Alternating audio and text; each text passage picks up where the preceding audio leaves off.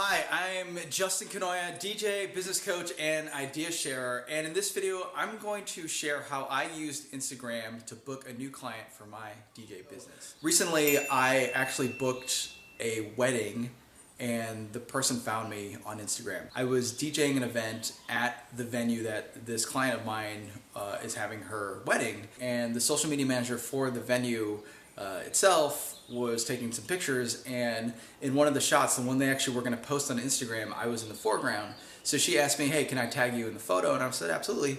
This client, who of course wasn't a client at that point, saw that I was tagged, tapped on my profile, went there, looked at my profile, was intrigued enough to then go to my website, all via Instagram, filled out a request for quote, and long story short, she booked me for her wedding, which is happening next year. So these are my 5 tips on how you can use Instagram to book new clients. Starting with tip number 1, create an Instagram account. I know this is probably the most obvious tip, but clearly if you're not on Instagram, people cannot find you on Instagram. In June 2016, a study revealed that there are 500 million monthly active users on Instagram. That's up from 400 million in September of 2015. Potential customers are looming, and if you are populating your account with high quality photos, high quality content that are relevant to your business, then you're doing the right thing. Which leads me to my next tip. High quality relevant photos. The saying that a picture is worth 1,000 words is so true, especially when it comes to Instagram. Users scroll through their news feeds and you've got seconds, maybe even less, to grab their attention and engage in their media. As a DJ, Instagram followers follow me because I'm a DJ. And I'm keeping them engaged because my feed is filled with relevant photos of what I do. So I'm posting pictures of me at weddings, working yoga and fitness events, and other special events. Post relevant photos of what your business is about, and you're going to attract new followers and retain the ones that you currently have. Tip number 3, regularly scheduled posts. Have you ever scrolled through your Instagram feed and maybe there was one particular user that just mass posted a bunch of photos, and like that's taking up your feed, so you're just trying to scroll through the people that you want to see, and here's one person that has just posted 10 photos like in the last 2 minutes. That's just clogging up your feed. It's super annoying.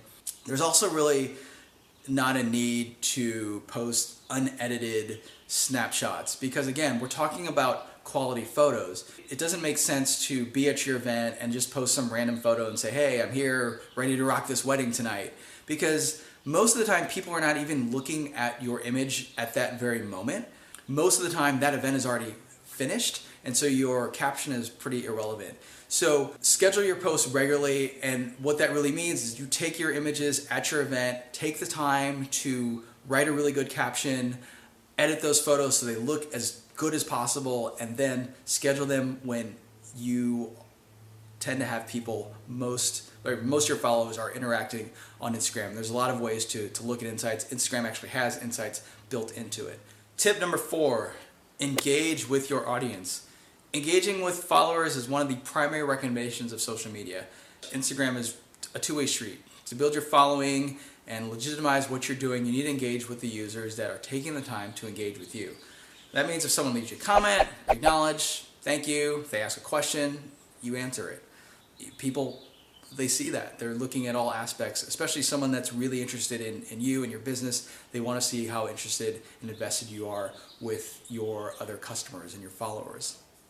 That takes us to tip number 5, utilizing relevant hashtags.